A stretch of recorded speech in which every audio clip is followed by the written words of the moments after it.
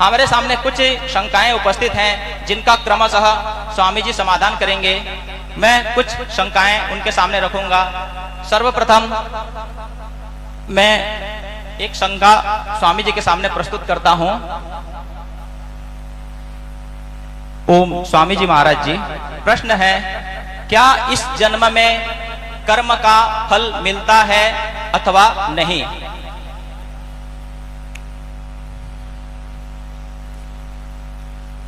ये जो प्रश्न पूछा गया है कि इस जन्म में कर्म का फल मिलता है या नहीं,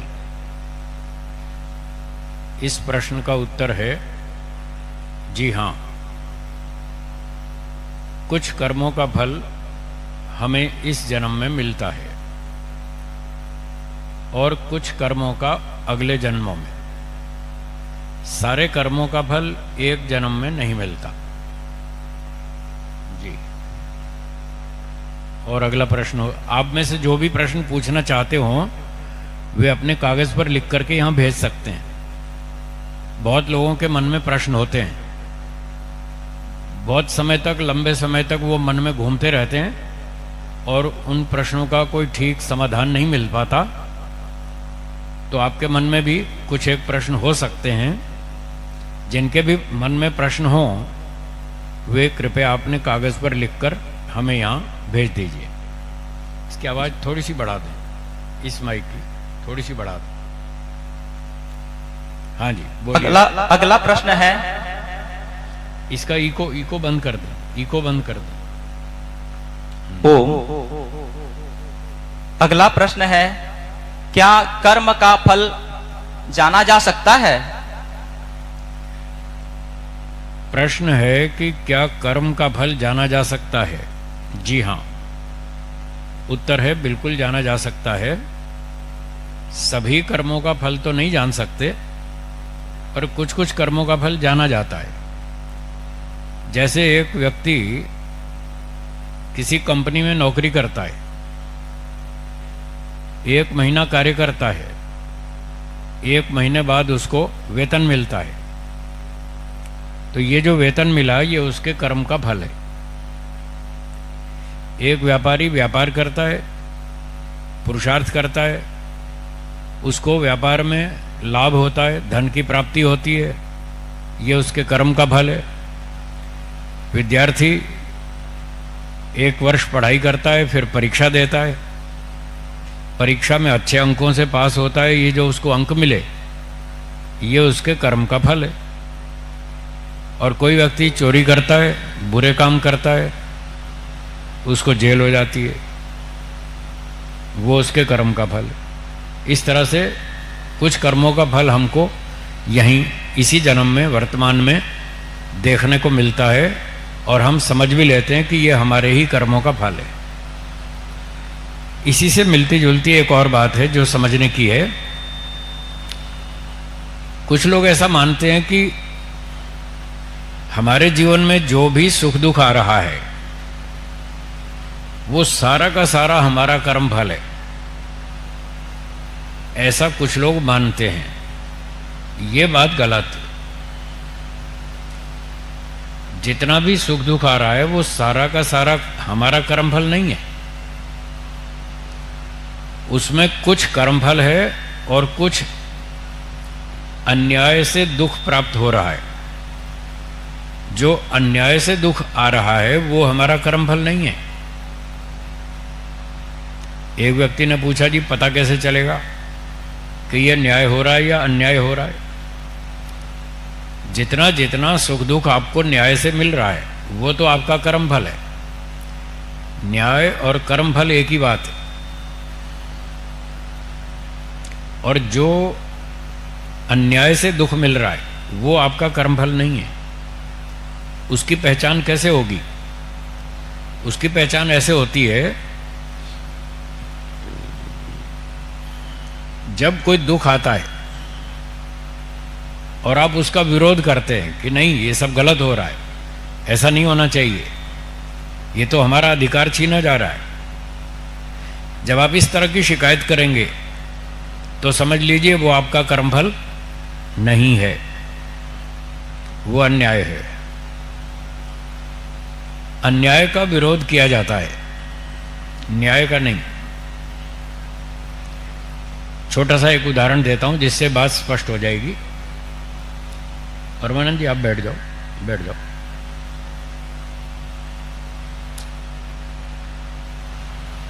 एक व्यक्ति ने कंपनी में नौकरी कर ली। कंपनी ने कहा कि 1 महीना काम करो, इतने घंटे काम करना है, इतनी छुट्टियां मिलेंगी महीने में, आदि आदि। वो सारा कॉन्ट्रैक्ट कर लिया और कहा कि आपको 60,000 रुपये मासिक वेतन दिया जाएगा। उसने भी स्वीकार कर लिया कि ठीक है, मुझे स्वीकार है 60,000 रुपये वेतन मासिक। 1 महीना उसने काम किया। 1 महीने बाद पर्ची आई, पर्ची लेना, पर्ची। 1 महीने बाद कंपनी ने उसको 50,000 रुपये वेतन दिया। कितना दिया है जी? हाँ, और तय कितना किया था? 60,000। अब वो शिकायत करेगा या नहीं? करेगा ना कि मुझे 10,000 कम दिया, ये गलत है, मेरे पैसे क्यों मार लिए, मेरे 10,000 और दो। तो जब व्यक्ति इस तरह की शिकायत करता है तो समझ लीजिए ये अन्याय है, ये कर्मफल नहीं है। और 60,000 तय किया था और 60,000 पूरा दिया, क्या अब भी वो शिकायत करेगा? अब नहीं करेगा ना। तो जब शिकायत नहीं करेगा तो ठीक है, 60,000 निश्चित किया, 60,000 पूरा दिया, अब कोई शिकायत नहीं। तो ये न्याय है, ये कर्म का फल है। और निश्चित किया 60,000, वेतन दिया कंपनी ने 50,000, अब वो शिकायत करेगा, ये अन्याय है, 10,000 का उस पर अन्याय है। तो ऐसे न्याय अन्याय का बहुत जगह पर हमको पता चल जाता है। आप भी ध्यान देंगे तो पता चल जाएगा। आपने रेलगाड़ी में अपनी सीट आरक्षण करा ली, फिर जब गाड़ी चली तो कोई दूसरा आगे बैठ गया, फिर आप शिकायत करेंगे या नहीं? ये सीट तो मेरी है, देखो मेरे पास टिकट है, मैंने इस पर आरक्षण कराया है। तो आप समझ गए होंगे, जहां जहां आप शिकायत करेंगे कि यह अन्याय है तो वहां समझ लीजिए वो आपका कर्मफल नहीं है जी। ओम। श्रोताओं की ओर से प्रश्न आया है, उसको मैं लेने का प्रयास करता हूं। तो जिनका प्रश्न है वे तो इसमें नाम नहीं लिखे हैं। कोई बात नहीं जी। मैं कौन हूं और मुझे क्या करना चाहिए, क्या नहीं करना चाहिए, ये इनका प्रश्न है। ठीक है। मैं कौन हूं और मुझे क्या करना चाहिए, क्या नहीं करना चाहिए। इस प्रश्न का उत्तर है कि मैं आत्मा हूं। मैं कौन हूं? मैं आत्मा हूं। क्या करना चाहिए? सुख प्राप्त करना चाहिए। थोड़ा थोड़ा आप भी दोहराएं तो अच्छा रहेगा। दोहराएंगे, मुझे भी पता लगे आप सुन रहे हैं, नहीं सुन रहे, ध्यान से सुन रहे हैं या नींद आ रही है। वैसे मैं सोने नहीं देता क्लास में लोगों को, बीच बीच में बुलवाता रहता हूं। अब यहां दूर दूर बैठे हैं इसलिए पता नहीं चलेगा कौन बोल रहा है, नहीं बोल रहा है, कोई सो रहा है कि जाग रहा है। फिर भी मैं कोशिश करता हूं, तो जब मैं बोलूं तो आप भी थोड़ा पीछे पीछे दोहराइए। हाँ, पिछला वाक्य मैंने क्या बोला था? हैं? क्या बोला था? फिर से बोलिए। मैं आत्मा हूं। तो मैं आत्मा हूं, मैं शरीर नहीं हूं।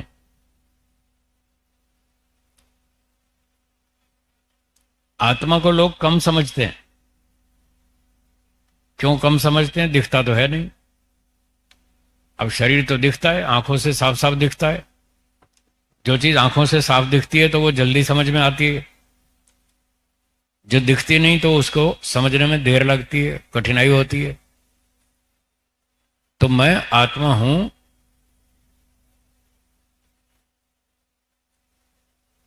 और ये बात कैसे समझें मैं आत्मा हूं? कुछ पहचान बताता हूं। सारी चीजें आंखों से नहीं दिखती हैं। पृथ्वी में आकर्षण बल है या नहीं है जी? है। क्या दिखता है? नहीं दिखता। बड़ौदा की एक घटना याद आ गई मुझे, कई वर्ष पुरानी बात। तो मैं बड़ौदा में प्रचार के लिए गया। एक साइंस के विद्यार्थी मिले, बीएससी पढ़ते थे। मैंने उनसे पूछा, आप ईश्वर को मानते हैं? बोले नहीं। मैंने कहा, आत्मा को मानते हैं? बोले नहीं। मैंने पूछा, क्यों नहीं मानते? बोले दिखता नहीं। तो मैंने उससे कहा, भाई दिखता नहीं, पर जमीन में आकर्षण बल है या नहीं? बोला है। मैंने कहा, दिखता है ये? बोला नहीं। मैंने कहा, वो क्यों मानते आप? वो भी तो नहीं दिखता, आंख से कहां दिखता है? कोई भारी वस्तु हो, पत्थर हो, ऐसे आप छोड़ दें तो जमीन पर आके गिरेगा। आपको पत्थर दिखता है, पत्थर को खींचने वाली जो शक्ति है, आकर्षण बल, वो नहीं दिखता है, फिर भी होता है और सब मानते हैं। छोटे बच्चे से लेकर बड़े साइंटिस्ट तक सब लोग मानते हैं कि हाँ, पृथ्वी में आकर्षण बल होता है, जबकि दिखता नहीं है। ऐसे मैंने बहुत से साइंस के उदाहरण दिए, पर वो थोड़ा अड़ियल था, माना नहीं। बोला नहीं नहीं, जब तक आप आंख से नहीं दिखाओगे हम तो नहीं मानेंगे। हमको ईश्वर आंख से दिखाओ, आत्मा आंख से दिखाओ तो मानेंगे। तो फिर मैंने कहा, ये ज्यादा ही अड़ियल है। तो फिर एक अंतिम प्रश्न मैंने पूछा उससे। मैंने कहा, अच्छा ये बताइए, आप आंख से देखकर ही मानेंगे, बिना आंख से देखे नहीं मानेंगे? बोले ना। तो मैंने पूछा, आपके सर में दिमाग है या नहीं? हाँ जी। आपसे भी पूछ लूं? बताइए, आपके सर में दिमाग है या नहीं है? कब देखा था? देखा किसी ने? किसी ने नहीं देखा अब तक। फिर भी सब कह रहे हैं हाँ है। तो ऐसी तो हजारों लाखों चीजें हैं जो हमने कभी भी नहीं देखी, और भूतकाल की कितनी सारी चीजें हैं जो हमने कभी नहीं देखी, देख भी नहीं पाएंगे। तो ये कोई तर्क नहीं है कि वो आंख से नहीं दिखता इसलिए हम नहीं मानेंगे, ये कोई तर्क नहीं। तो ऐसे ही आत्मा भी आंख से नहीं दिखता, कोई बात नहीं। जो चीज आंख से नहीं दिखती तो उसके जानने के दूसरे और तरीके होते हैं। जो चीजें आंख से दिखती हैं, इस प्रक्रिया को बोलते हैं प्रत्यक्ष प्रमाण। क्या बोलेंगे? प्रत्यक्ष प्रमाण।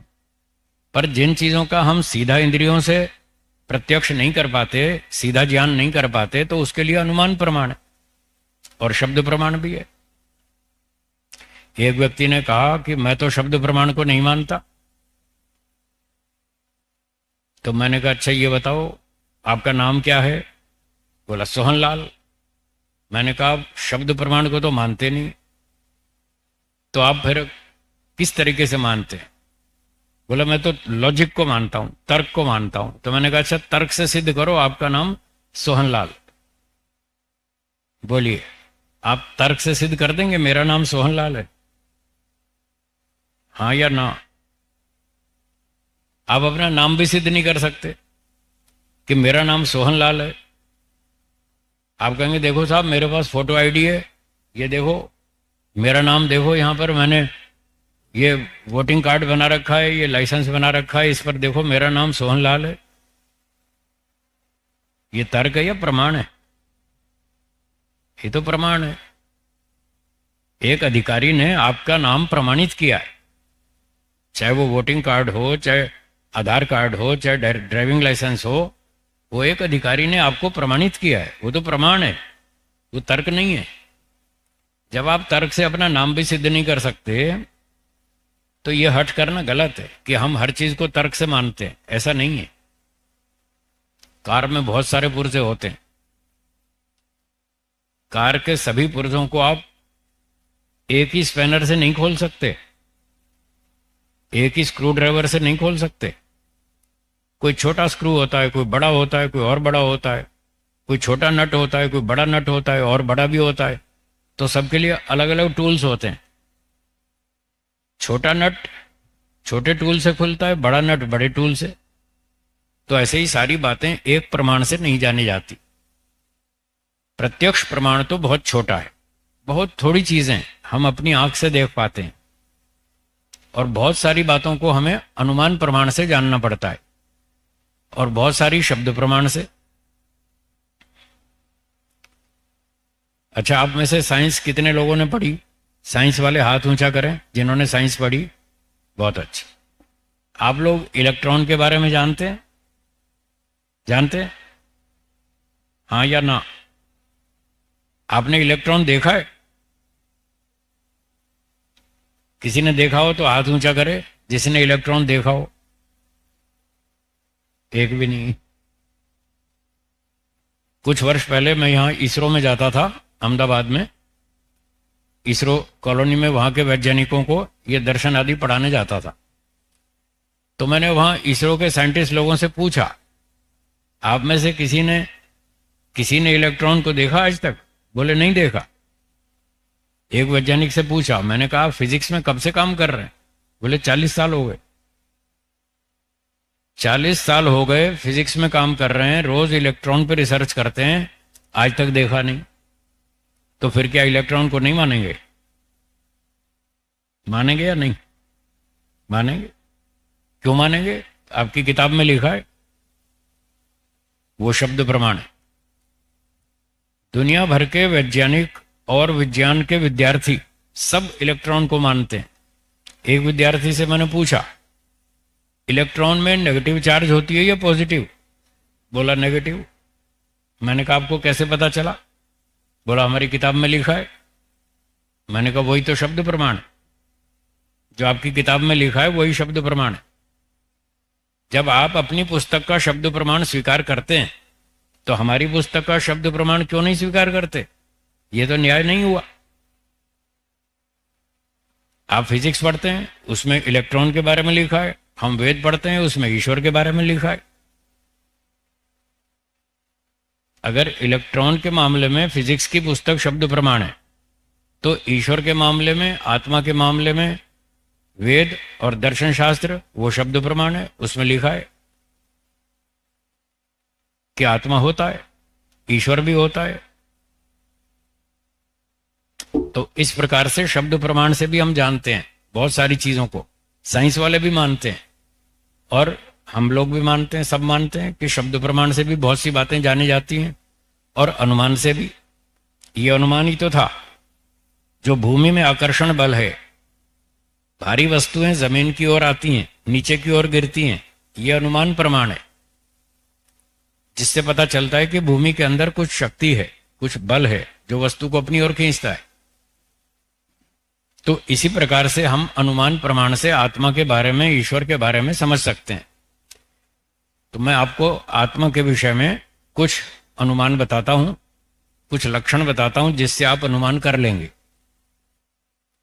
अच्छा, अभी ये सारे लाइटें जल रही हैं, पंखे चल रहे हैं, कूलर एसी सब चल रहे हैं, ये किसकी शक्ति से चल रहे हैं? बिजली की।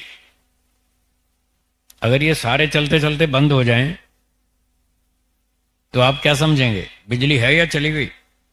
चली गई। देखो, अनुमान लगा लिया ना, सारी मशीनें बंद हो गई तो आपने अनुमान लगा लिया कि बिजली चली गई। और 15 सेकंड में फिर शुरू हो गई ये सब लाइटें और पंखे, तो आप समझ जाएंगे कि हाँ, लाइट आ गई, बिजली आ गई। तो इस तरह से अनुमान लगाया जाता है। आत्मा के बारे में कैसे अनुमान लगाएंगे? उसकी भी एक पहचान है। पहली पहचान है इच्छा। हाँ, दोहराएंगे। आत्मा की पहली पहचान क्या है? आपके अंदर इच्छा है? हाँ या ना? थोड़ी या ज्यादा? ज्यादा। यही तो गड़बड़ है। यही तो गड़बड़ है। जो ढेर सारी इच्छाएं बना रखी है मन में, यही गड़बड़। इन इच्छाओं से क्या होता है? इच्छाओं से हमारा दुख बढ़ता है। इसके पीछे मनोविज्ञान है, साइंस की बात है, साइकोलॉजी की बात है। वो आप सब जानते हैं, अनुभव भी करते हैं। क्या अनुभव करते हैं? इच्छाओं को पूरा करने से इच्छाएं घटती हैं या बढ़ती हैं? बढ़ती हैं, सबको पता है। क्या किसी व्यक्ति की सारी इच्छाएं पूरी हो सकती हैं? नहीं हो सकती, यह भी आपको पता है। कुछ इच्छाएं पूरी हो जाएंगी, ठीक है, और कुछ नहीं हो पाएंगी। सारी तो पूरी होती नहीं। जो इच्छाएं पूरी नहीं हो पाएंगी, हाँ ध्यान से सुनिए, जो इच्छाएं आपकी पूरी नहीं हो पाई वो आपको सुख देंगी या दुख देंगी? हाँ पता चला, वो इच्छाएं जो पूरी नहीं हो पाई वो आपको दुख देंगी। बस एक बहुत बड़ा कारण है, वही इच्छाएं आपको दुख दे रही हैं, आपका दुख बढ़ा रही हैं, जो पूरी नहीं हो पाई। तो अब क्या करना? दुख भोगना या दुख से बचना? प्रश्न में था ना हमें क्या करना चाहिए, क्या नहीं करना चाहिए। उसका उत्तर है हमें सुख प्राप्त करना चाहिए, ऐसा काम करना चाहिए जिससे हमारा सुख बढ़े, और ऐसा काम नहीं करना चाहिए जिससे दुख बढ़े। सुख बढ़ाने वाला काम करें, दुख बढ़ाने वाला नहीं। दुख को कम करने वाला काम करें, बढ़ाने वाला नहीं। तो अब अपनी इच्छाओं को कम करें, इससे आपका दुख कम हो जाएगा, ये करना चाहिए।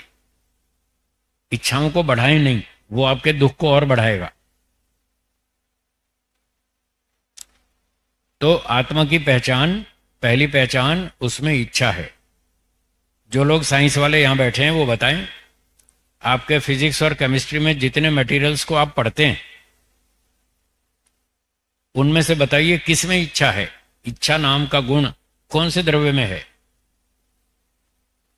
Hydrogen, nitrogen, oxygen, silicon, copper, gold, magnesium, lithium, atom, electron, proton, neutron, quarks, energy. बताइए किस में है इच्छा? है किसी में? तो फिर आपके अंदर तो है। तो आपके अंदर इच्छा कहां से आई? साइंस का एक नियम है, वेदों में लिखा है, साइंस में भी लिखा है, दोनों को स्वीकार है। वो नियम ये है, अगर कोई गुण है, क्या बोला, दोहराइए। अगर कोई गुण है तो कोई ना कोई द्रव्य भी होगा जिसमें वो गुण निवास करता है। कोई भी गुण द्रव्य के बिना अकेला नहीं रहता, और कोई भी द्रव्य बिना गुण के अकेला नहीं रहता। गुण और द्रव्य साथ साथ रहते हैं। ये वेदों का भी नियम है और साइंस का भी नियम है। जो नेगेटिव चार्ज है, जो पॉजिटिव चार्ज है, वो किसी मटेरियल में ही तो रहेगी, बिना मटेरियल के चार्ज कहां रहेगी? तो विज्ञान वालों ने बताया कि नेगेटिव चार्ज इलेक्ट्रॉन में रहती है, पॉजिटिव चार्ज प्रोटॉन में रहती है। तो हम क्या कह रहे हैं, जो इच्छा है वो आत्मा में रहती है। आत्मा एक द्रव्य है, इच्छा उसका गुण है। अगर आपको पता लगता है कि हाँ मुझ में इच्छा है, तो इससे सिद्ध हुआ कि आप ही तो आत्मा है जिसमें ये इच्छा रहती है। किसी भी फिजिकल मटेरियल में, भौतिक पदार्थ में किसी में भी इच्छा नहीं है। तो ये आत्मा की पहली पहचान है। तो अब तो आपको पता चल गया होगा कि आपके अंदर इच्छा है, हाँ या ना। अगर आप में इच्छा है तो समझ लीजिए आप ही आत्मा है और किसी वस्तु में इच्छा नहीं है। दूसरी पहचान है द्वेष। हाँ बोलिए, दूसरी क्या? दो कुत्तों के बीच में एक रोटी डाल दीजिए और फिर देखिए क्या होगा। क्या होगा? झगड़ा। और ये कारें खड़ी हैं बहुत सारी बाहर, दो कारों के बीच में 10 लीटर पेट्रोल रख दीजिए, क्या वो झगड़ेंगी? हाँ या ना? क्यों? वो क्यों नहीं झगड़ती? उनमें द्वेष नहीं है। और कुत्ते क्यों लड़ते हैं? उनमें द्वेष है। जहां द्वेष है वहां आत्मा है। कार में कोई आत्मा नहीं है क्योंकि वहां द्वेष नहीं है। और दो कुत्ते लड़ते हैं, दो भैंसें लड़ती हैं, दो बकरियां लड़ती हैं, दो गौएं लड़ती हैं, दो मनुष्य लड़ते हैं, उनमें सब में द्वेष है क्योंकि उनमें आत्मा है। तो ये आत्मा की दूसरी पहचान है, इच्छा और द्वेष। और तीसरी है प्रयत्न। हाँ, तीसरी पहचान क्या है? प्रयत्न। प्रयत्न का मतलब होता है स्वयं क्रिया करना। बोलिए, स्वयं क्रिया करना। दो तरह की चीजें हैं। कुछ वस्तुएं ऐसी हैं जो स्वयं चलती हैं और कुछ ऐसी हैं जो स्वयं नहीं चलती, कोई दूसरा चाहिए चलाने वाला। जैसे बाहर स्कूटर कार खड़े हैं, चलते तो ये भी हैं। क्या ये स्वयं चलते हैं जी? नहीं चलते। स्कूटर, कार, रेलगाड़ी, हवाई जहाज स्वयं नहीं चलते, कोई दूसरा चलाता है, और जो चलाता है वो स्वयं चलता है। ड्राइवर, वो ड्राइवर स्वयं चलता है। आप भी स्वयं चलते हैं? आपको यूं ड्राइव करना पड़ता है क्या? कोई दूसरा है जो आपको ड्राइव करता है? आप खुद चलते हैं, स्वयं चलते हैं, अपनी इच्छा से चलते हैं। कुत्ता चलता है, गधा चलता है, घोड़ा चलता है, बकरी चलती है, चींटी चलती है, मनुष्य चलता है, ये स्वयं चलते हैं। इनको कार की तरह ड्राइव करना नहीं पड़ता है। पर कार अपने आप नहीं चलती है, उसको चलाने के लिए दूसरा ड्राइवर चाहिए। तो जो स्वयं चलता है वो है आत्मा, क्योंकि स्वयं चलना, स्वयं गति करना और दूसरे पदार्थ में गति उत्पन्न करना, इसको प्रयत्न गुण कहते हैं। ये प्रयत्न गुण चेतन वस्तु में होता है, आत्मा में भी है, ईश्वर में भी है। ईश्वर स्वयं तो नहीं चलता, पर वो दूसरे को चलाता है। आप छोटी छोटी कार चलाते हैं, ईश्वर बहुत बड़ी चलाता है। अच्छा, आप कहेंगे ईश्वर भी कार चलाता है? हाँ हाँ, बहुत बड़ी बड़ी चलाता है, कार चलाता है, ट्रक चलाता है, रेलगाड़ी चलाता है, हवाई जहाज चलाता है, बड़े बड़े चीजें चलाता है। उसकी गाड़ियां कहां पर है? ये देखो, पृथ्वी है। पृथ्वी सूर्य के चारों ओर चल रही है या नहीं? है जी, चल रही है। इसको कौन चला रहा है? या अपने आप चल रही है? अपने आप नहीं चल रही, इसको ईश्वर चला रहा है। ईश्वर इसका ड्राइवर है। आप देखो, आप छोटी सी कार चलाते हैं, ईश्वर कितनी बड़ी पृथ्वी चला रहा है। आप छोटा सा स्कूटर चलाते हैं, ईश्वर कितना बड़ा चांद को चलाता है। चांद भी हमारी पृथ्वी के चारों ओर चक्कर काट रहा है, पृथ्वी सूर्य के चक्कर काट रही है, और हमारा सौरमंडल और दूर दूर तक आकाशगंगा के साथ साथ घूम रहा है। ये सारे बड़े बड़े सौरमंडलों को ईश्वर चला रहा है, वो इसका ड्राइवर है। तो वो स्वयं तो नहीं चलता, क्योंकि सर्वव्यापक है। व्यापक होने से ऐसे वो तो हिलता डुलता नहीं है, लेकिन दूसरे संसार के पदार्थों को सबको चलाता है। तो ये प्रयत्न गुण है, हम में भी है, ईश्वर में भी है। तो ये आत्मा की पहचान हो रही थी। छोटी छोटी मैंने 3 अब तक बताई।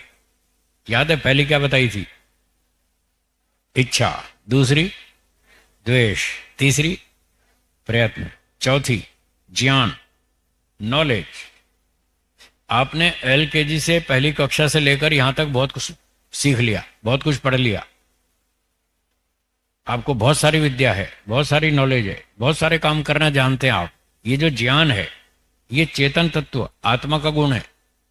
और ईश्वर भी चेतन है, उसमें भी ज्ञान है, उसमें बहुत अधिक ज्ञान है, सबसे अधिक ज्ञान है। हमारे पास ज्ञान बहुत थोड़ा है।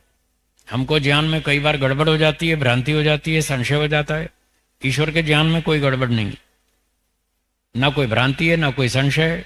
सब कुछ ठीक ठीक मालूम है, कंप्लीट मालूम है, परफेक्ट मालूम है, कन्फर्म मालूम है, डाउटलेस, भ्रांति रहित, सब कुछ क्लियर है। उसका नॉलेज सबसे अधिक है, और हम उसी से थोड़ा थोड़ा सीखते रहते हैं। तो हमारे अंदर भी ज्ञान है। बहुत सारी समस्याएं आती हैं, हम उन समस्याओं को सुलझा लेते हैं। कुछ समस्याएं हम नहीं सुलझा पाते, फिर दूसरे विद्वानों से सहायता लेते हैं, गुरुजनों से, माता पिता से, वडीलों से सहायता लेते हैं। भाई हमको समझाइए, क्या करें, समझ नहीं आ रहा। तो वो हमारी समाधान कर देते हैं, समस्याएं हल कर देते हैं। तो इस प्रकार से ज्ञान भी एक चेतन आत्मा का गुण है। जड़ पदार्थ में किसी में ज्ञान नहीं है। आजकल मोबाइल फोन बना दिए वैज्ञानिकों ने, कंप्यूटर बना दिए, रोबोट भी बना दिए। रोबोट भी ऐसे ही काम करते हैं जैसे मनुष्यों की तरह, पर उसमें सब चीजें प्रोग्राम की गई है।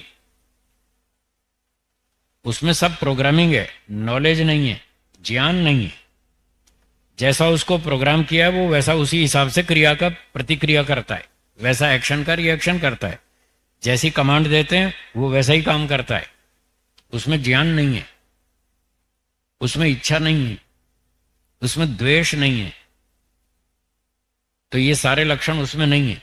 इसलिए कई लोगों को ये भ्रांति हो जाती है कि ये तो आज तो बड़े अच्छे अच्छे रोबोट बन गए, तो मनुष्य भी ऐसा ही है, मनुष्य जैसा रोबोट काम कर रहा है।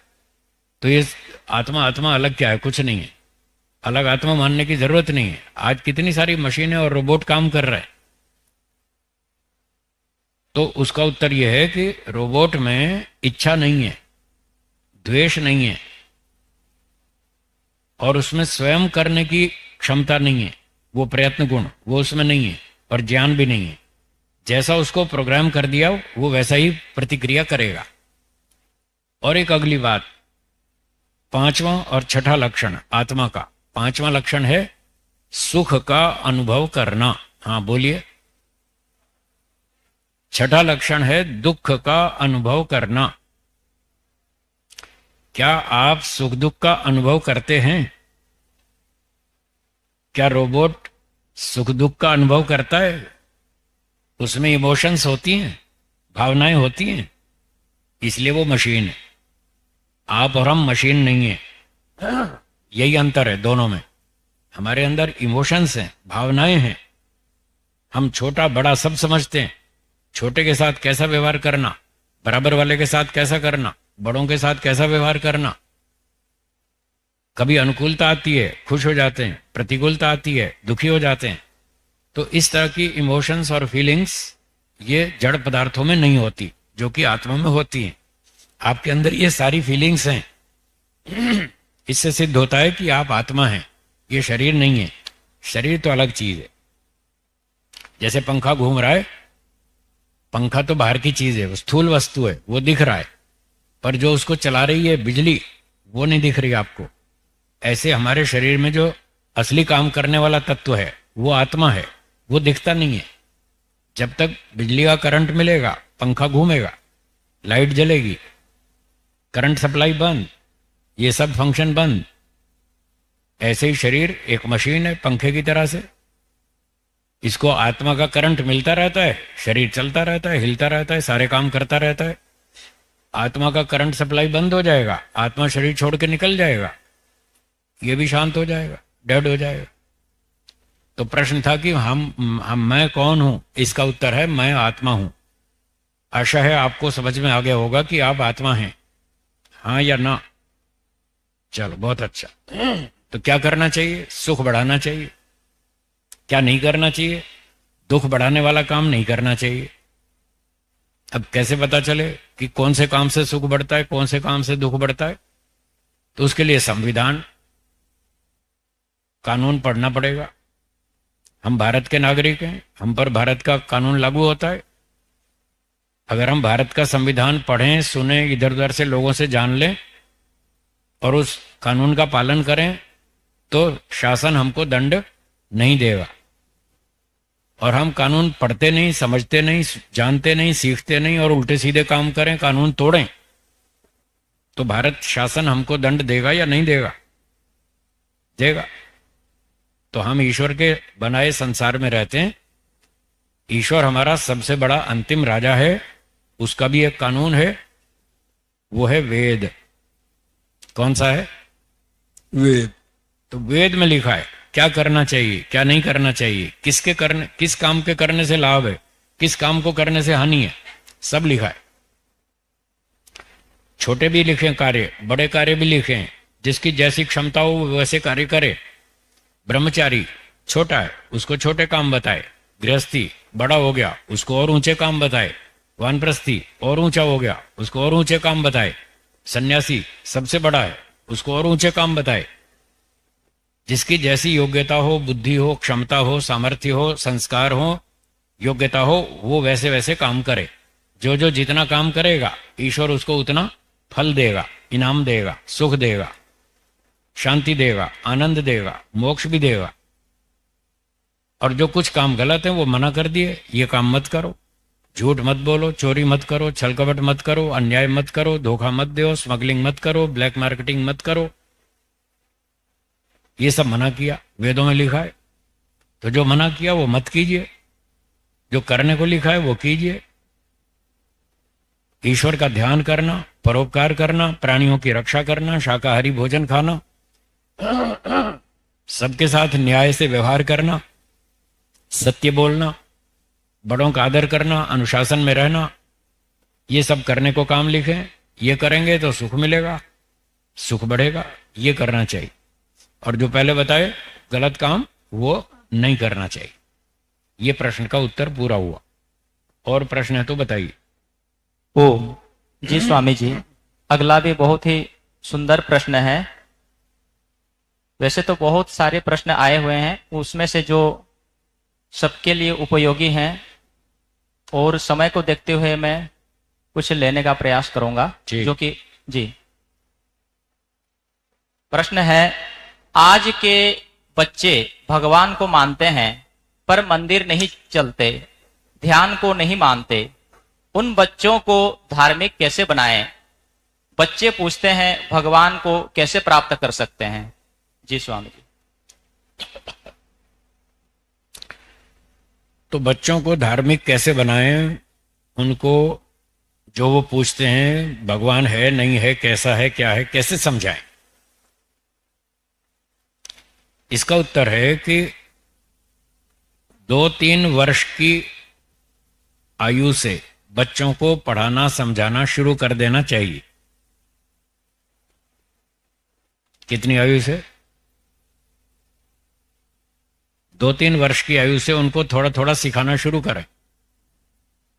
एक ईश्वर है, आत्मा भी है। आप कहेंगे 3 साल का बच्चा क्या सीखेगा, कैसे सीखेगा? उसके लेवल का सीखेगा। क्या प्राइमरी क्लास में आप गणित नहीं पढ़ाते? पढ़ाते हैं या नहीं पढ़ाते हैं? पहली कक्षा से गणित पढ़ाना शुरू करते हैं, छोटे लेवल का। गिनती सीखो, 1 2 3 4 5 6 7 8 9 10। फिर अगली कक्षा में पहाड़े याद करो, 2 एकम 2, 2 दूनी 4, 2 तिया 6, 2 चौक 8। फिर ऐसे पहाड़े चलते हैं। तो जैसे गणित छोटी कक्षा से शुरू कर देते हैं और धीरे धीरे उसका स्तर बढ़ता जाता है, ऐसे बच्चों को भी छोटी छोटे स्तर पर छोटी छोटी बातें बतानी चाहिए। 3-4 साल की उम्र से उनको पढ़ाना सिखाना शुरू करें। एक ईश्वर होता है, भगवान होता है। अच्छा, कैसा होता है? तो भगवान के बारे में बच्चों को कैसे सिखाएं? ऐसे सिखाएं।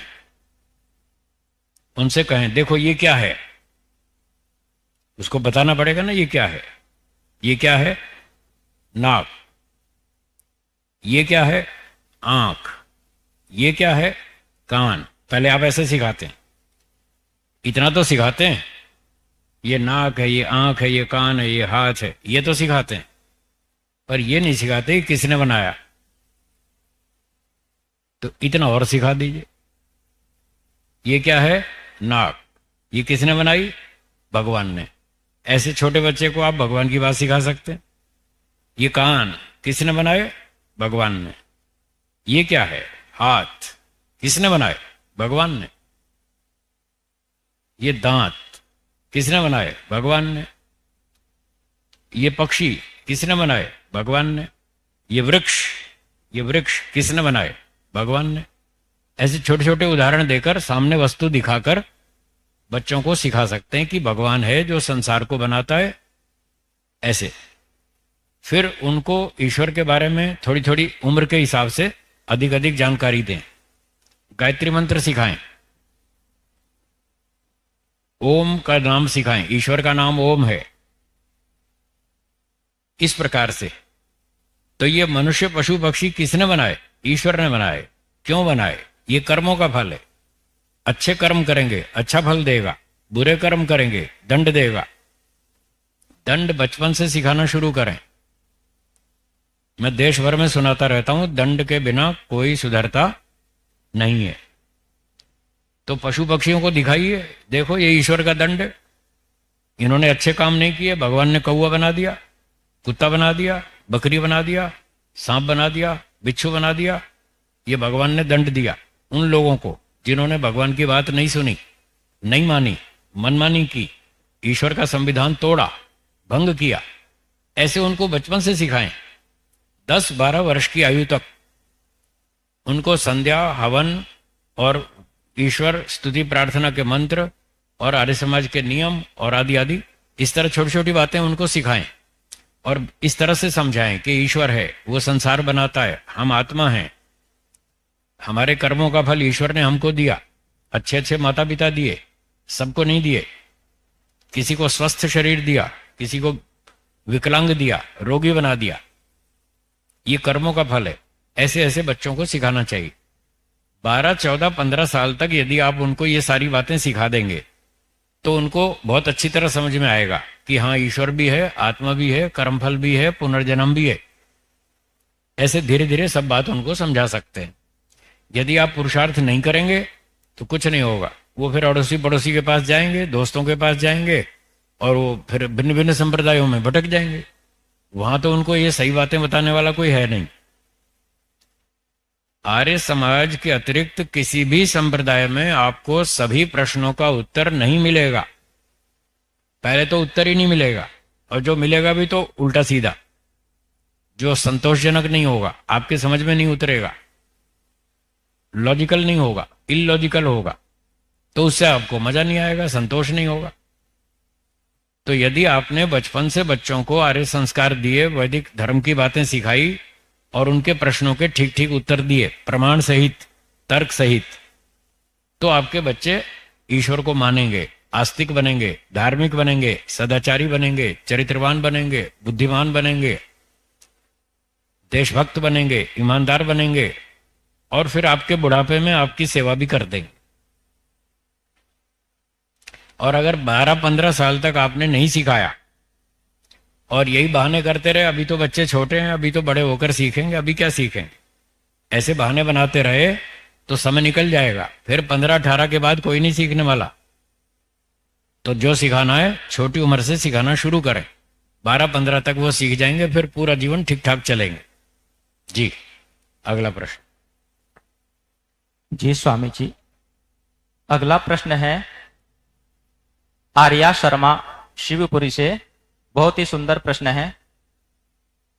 आज तक किसी मातृशक्ति को मोक्ष की प्राप्ति हुई है कि नहीं, और अगर नहीं हुई है तो क्यों? इस प्रश्न का उत्तर है कि आज तक बहुत सारी माताओं को मोक्ष प्राप्ति हो चुकी है, बिल्कुल हो चुकी है। इतिहास में बहुत सारे ऐसे नाम मिलते हैं।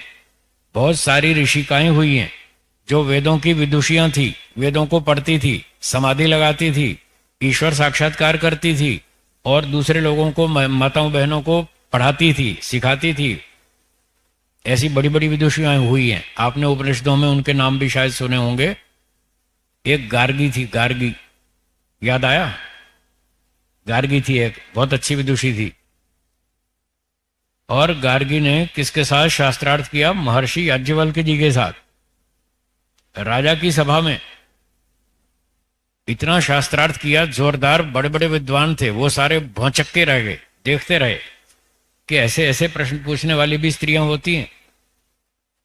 और आपको आश्चर्य की बात बताऊं, उस शास्त्रार्थ की जो समाप्ति हुई, उसकी समाप्ति भी गार्गी ने की थी, सब विद्वानों की सभा में। और क्या बोला उसने? कहा, अच्छा देखिए, आप सबने जितने प्रश्न पूछे, महर्षि याज्ञवल्क्य जी ने सबके उत्तर दिए। अब मैं अंतिम 2 प्रश्न पूछूंगी, अंतिम 2, बस। इसके बाद शास्त्रार्थ समाप्त। जो व्यक्ति ऐसी घोषणा करता हो कि मैं अब आखिरी 2 सवाल पूछूंगा, तो वो छोटा मोटा व्यक्ति है या बहुत ऊंचा स्तर का है? जो ऊंचे स्तर का होगा वही तो ये बात कह पाएगा कि ये अंतिम सवाल है, अब मैं अंतिम 2 प्रश्न पूछूंगी। अगर 2 का उत्तर दे दिया तो समझ लेना तुम में से कोई नहीं इनको जीत पाएगा, अपना चुपचाप नमस्ते करके घर चले जाना। तो ये घोषणा थी गार्गी की। तो ऐसी बहुत सारी माताएं बहनें इतिहास में हुई हैं जो वेदों की विदुषियां थी और ऋषिकाएं थी, समाधि लगाती थी, वेदों को पढ़ाती थी, प्रचार करती थी। उनमें से बहुत सारी मोक्ष में चली गई। दोनों को अधिकार है, पुरुषों को भी, स्त्रियों को भी, दोनों मनुष्य हैं, दोनों को वेद पढ़ने का अधिकार है, सारे काम करने का अधिकार है, मोक्ष में जाने का भी अधिकार। जी, और कोई प्रश्न है तो बताइए। जी स्वामी जी, अगला प्रश्न है, बहुत ही सुंदर प्रश्न है। सब परिस्थिति में अपने आप को शांत कैसे रखें? बहुत अच्छा। सभी परिस्थितियों में अपने आप को शांत कैसे रखें? उत्तर तो मैं दे दूंगा, आप कितना रख पाएंगे वो आपकी बात, आप जाने। आपका कितना सामर्थ्य है वो आप जाने। उत्तर तो मैं दूंगा, मेरे पास उत्तर है। देखिए, जीवन में दो प्रकार की परिस्थितियां आती हैं, एक अनुकूल परिस्थितियां और दूसरी प्रतिकूल परिस्थितियां। कभी न्याय होता है, कभी अन्याय होता है, कभी सुख मिलता है, कभी दुख मिलता है। तो इस तरह की परिस्थितियां जीवन में चलती रहती हैं।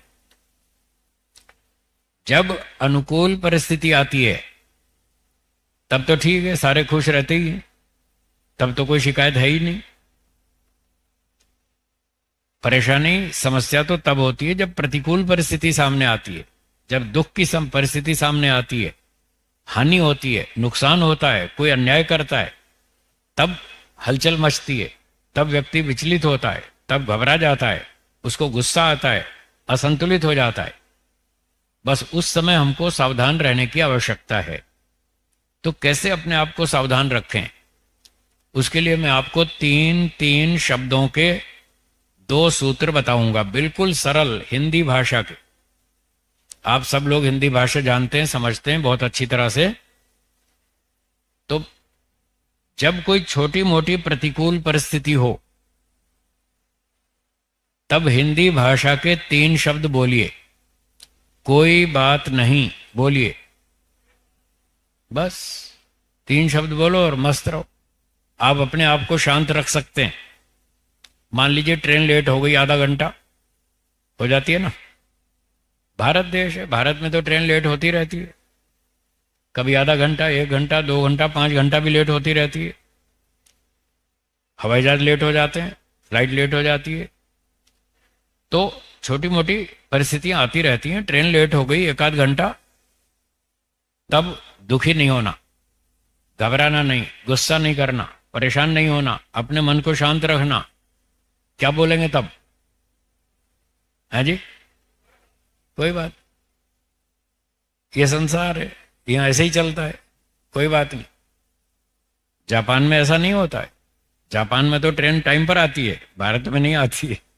आप जापान में नहीं रहते आप भारत में रहते हैं, तो भारत में रहते हैं तो उसके हिसाब से चलना पड़ेगा। तो ट्रेन लेट हो गई तो अपने मन को शांत रखने के लिए क्या बोलेंगे? कोई बात। और दाल में मिर्ची तेज हो गई तो गुस्सा नहीं करेंगे, झगड़ा नहीं करेंगे, क्या बोलेंगे? कोई बात नहीं। नमक कम रह गया, कोई बात नहीं, तो उसका समाधान करें। नमक कम है, थोड़ा सा ऊपर से डाल लीजिए, बस। गुस्सा क्यों करना, झगड़ा क्यों करना, अपनी अशांति क्यों बढ़ाना? तो ऐसे छोटी मोटी बातों पर कोई बात नहीं बोलकर अपने आप को शांत रखें और जो समाधान हो वो कर लें। मान लो दाल में मिर्ची तेज हो गई तो थोड़ा गुड़ ले लीजिए, थोड़ा मिठाई का पीस ले लीजिए, थोड़ा घी डाल लीजिए, थोड़ा दही डाल लीजिए, बस हो गया काम। तो ऐसे समाधान कर लेंगे तो आप शांति से जीवन जी सकते हैं। तो ये छोटी छोटी बातें हैं, दिन भर में होती रहती हैं, रोज ही होती रहती हैं। छोटी घटनाओं पर ये 3 शब्दों का एक सूत्र काम आएगा, कोई बात नहीं। और कभी कभी बड़ी घटनाएं भी होती हैं। कुछ लोग ज्यादा दबंग होते हैं, बलवान होते हैं, पहलवान होते हैं, ताकतवर होते हैं, उनके पास ऊंची सत्ता है और वो बस ऐसे बदतमीज होते हैं, असभ्य होते हैं, दादागिरी करते हैं, आपका अधिकार छीन लेते हैं, आपकी संपत्ति भी छीन सकते हैं और भी कुछ चीजें गड़बड़ कर सकते हैं वो। फिर आप देखते हैं भाई हम क्या करें, इनसे तो हम टक्कर ले नहीं सकते, हमारे पास इतनी शक्ति नहीं है। कोई पंचायत में जाओ तो पंचायत में कोई सुनता नहीं, कोई न्याय तो मिलता नहीं। कोर्ट में जाओ वहां भी 20-20 साल तक केस चलते हैं, फिर भी कोई न्याय नहीं मिलता। जब ऐसी परिस्थिति हो, चारों तरफ से आप घिर गए और जो प्रयास करना था वो भी करके देख लिया, फिर भी कोई न्याय नहीं मिला। अब उस परिस्थिति में फिर व्यक्ति को थोड़ा असंतुलन होता है, फिर वो ऊंचा नीचा होता है, फिर वो घबराता है, फिर पता नहीं क्या क्या सोचना लगता है, क्या क्या योजनाएं बनाता है, उसको गुस्सा आता है। कभी कभी तो आता है इसको खत्म कर दूं तो अच्छा है, या तो इसको खत्म कर दूं या मैं मर जाऊं, ऐसे ऐसे पता नहीं क्या क्या सोचते हैं लोग। तो ऐसा नहीं करना चाहिए। तब अपने आप को शांत कैसे रखें, उसके लिए 3 शब्द और हैं हिंदी भाषा के। बोलिए, ईश्वर न्याय करेगा। बस फिर ईश्वर के कोर्ट में डाल दीजिए, ईश्वर के न्यायालय में उस केस को छोड़ दीजिए, ईश्वर न्याय कर लेगा। आपके साथ जो बड़ा अन्याय हुआ, क्या ईश्वर उस अन्याय की घटना को देखता है या नहीं देखता? देखता है। वो न्यायकारी है या अन्यायकारी? यदि न्यायकारी है तो उस अपराधी को, अन्यायकारी को ईश्वर दंड देगा या नहीं देगा? देगा। और जो आपकी हानि हुई, जो आपका नुकसान हुआ, ईश्वर आपके नुकसान की पूर्ति करेगा या नहीं करेगा? है जी? करेगा तो फिर क्या टेंशन है? मस्त रहो, अपनी सुरक्षा पूरी करो, आलसी नहीं बनना। आलसियों की मदद नहीं करता ईश्वर। न स्वप्नाय स्पृहयन्ति देवा। ईश्वर और समाज के बुद्धिमान लोग आलसी लोगों को नहीं चाहते, उनकी मदद नहीं करते, उनकी सेवा सहायता नहीं करते। पुरुषार्थियों की, बुद्धिमानों की सहायता करते हैं। तो पुरुषार्थी बने, बुद्धिमान बने, पूरी शक्ति लगाएं, अपना न्याय प्राप्त करने के लिए पूरी ताकत लगाएं। और फिर भी ना मिले तो चिंता नहीं, फिर ईश्वर के न्याय पर छोड़ दें। वैदिक संध्या के मंत्रों में आप इस बात को बोलते हैं, योस्मान द्वेष्टि तम वो जंभे दधमा। जो हमारे साथ अन्याय करता है उसको हम ईश्वर के न्याय पर छोड़ देते। छोड़ दीजिए, मस्त रहेंगे, खुश रहेंगे। उस घटना को भूल जाइए, दिमाग से निकाल दीजिए, बाकी का जीवन अच्छी तरह शांति से जिएंगे। अगर उस घटना को बार बार दोहराएंगे तो आपको शांति नहीं मिलेगी, आप अपनी अशांति स्वयं बढ़ाएंगे और आपकी समस्या हल नहीं होगी। ये वर्तमान जीवन भी टेंशन में जाएगा। तो टेंशन में ना जिए, खुश होकर जिए। जो अन्याय हो गया सो हो गया, सुरक्षा करने की पूरी शक्ति लगाई तब भी न्याय नहीं मिला तो कोई चिंता नहीं है, अंत में उसको ईश्वर के न्यायालय पर छोड़ दीजिए। ईश्वर आपको नुकसान की पूर्ति कर देगा और उस अन्यायकारी को दंडित करे। इस तरह आप हर परिस्थिति में अपने आप को प्रसन्न, संतुलित, शांत रख सकते हैं। हाँ जी, और है कोई प्रश्न? समाप्त हो गया जी स्वामी जी, प्रश्न तो अनेकों हैं। हाँ, समय समाप्त हो गया। समय समाप्त हो रहा है, बाकी अगले सत्र में ले लेंगे। कल करेंगे। कल के जो रात्रिकालीन शंका समाधान का सत्र रहेगा उसमें शेष प्रश्नों को लेने का प्रयास करेंगे। ठीक है। तो अब 3 बार हम गायत्री मंत्र का पाठ करेंगे। जरा कमर सीधी कर लीजिए, सावधान होकर बैठेंगे। ईश्वर का ध्यान करते हुए 3 बार गायत्री मंत्र का पाठ करेंगे। मेरे साथ मिलकर बोलिए, ओम भूर्भुवः स्वाहा तत्सवितुर्वरेण्यं भर्गो देवस्य धीमहि धियो यो नः प्रचोदयात्। ओम भूर्भुवः स्वः तत्सवितुर्वरेण्यं भर्गो देवस्य धीमहि धियो यो नः प्रचोदयात्। ओम भूर्भुवः स्वः तत्सवितुर्वरेण्यं भर्गो देवस्य धीमहि धियो यो नः प्रचोदयात्। ओम शांति शांति शांति। दोनों हाथ जोड़िए और बोलिए, सर्वेभ्यो नमः। सर्वेभ्यो नमः। सबको सादर नमस्ते जी। सबको सादर नमस्ते जी। आपस में भी एक दूसरे को नमस्ते कर लेंगे। धन्यवाद। अब शीघ्र ही सोने की तैयारी करेंगे। एक सूचना है। हाँ, सूचना सुनिए। सूचना